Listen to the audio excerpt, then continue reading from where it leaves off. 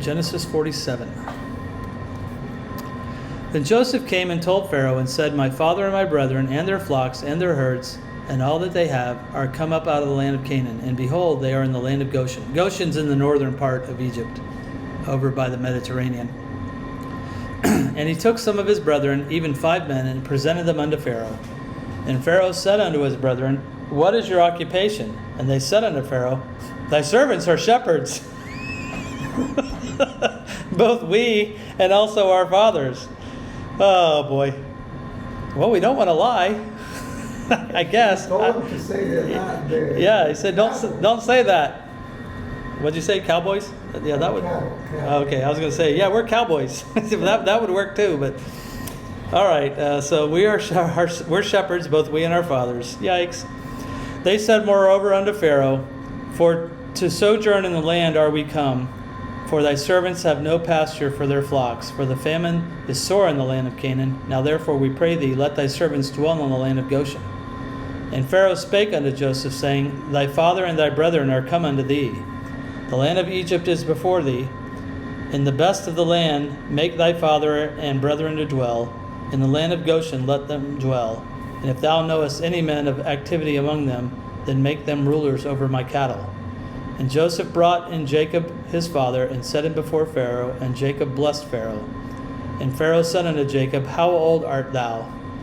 And Jacob said unto Pharaoh, The days of the years of my pilgrimage are 130 years. Few and evil have the days of the years of my life been, and have not attained unto the days of the years of the life of my fathers in the days of their pilgrimage. So he's saying, I haven't lived as long as my forefathers. Mm-hmm. And Jacob blessed Pharaoh, and went out from before Pharaoh.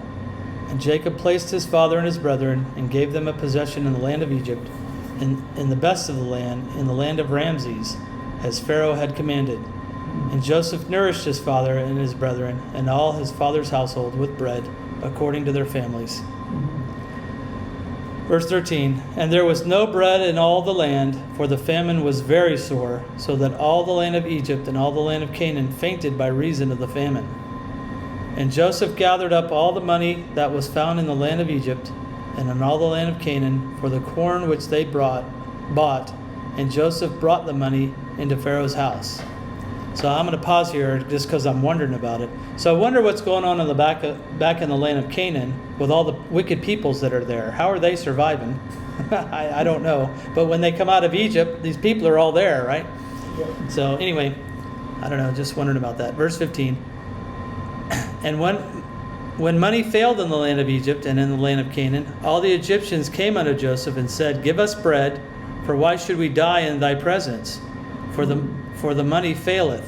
They stand with them. Yeah, he's been charging them. He's been, what do they call it? Gouging them in the hurricane. Yeah. When all the prices go up. I don't know that he's doing that. But And Joseph said, Give your cattle, and I will give you for your cattle, if money fail. Mm-hmm. And they brought their cattle unto Joseph, and Joseph gave them bread in exchange for horses, and for the flocks, and for the cattle of the herds, and for the asses. And he fed them with bread for all their cattle for that year. And that year was ended, and they came in unto him the second year, and said unto him, We will not hide it from my lord, for that our money is spent. My lord also hath our herds of cattle. There is not aught left in thy sight of my lord, but our bodies and our lands. Wherefore shall we die before thine eyes, both we and our land? Buy us and our land for bread. And we and our land will be servants unto Pharaoh, and give us seed, that we may live and not die, that the land be not desolate. And Joseph bought all the land of Egypt for Pharaoh, for the Egyptians sold every man his field, because the famine prevailed over them, so the land became Pharaoh's. And as for the people, he removed them to cities from one end of the borders of Egypt, even unto the other end thereof. Only the land of the priests bought he not, for the priests had a portion assigned to them of Pharaoh, and did eat their portion with Pharaoh, which Pharaoh gave them, wherefore they sold not their lands. And I'll just pause here and say, I think that's kind of interesting. God's going to tell Israel they're to give a portion to the priests and the Levites, and the Egyptians are doing something like that. Mm-hmm. So that's kind of interesting. Verse 23, Then Joseph said unto the people, Behold, I have bought you this day and your land for Pharaoh. Lo, here is seed for you, and ye shall sow the land. And it shall come to pass in the increase that ye shall give the 5th part unto Pharaoh, and 4 parts shall be your own, for seed of the field, and for your food, and for them of your households, and for your food, your little ones. So they're given a double tithe. They're given 20%. To Pharaoh.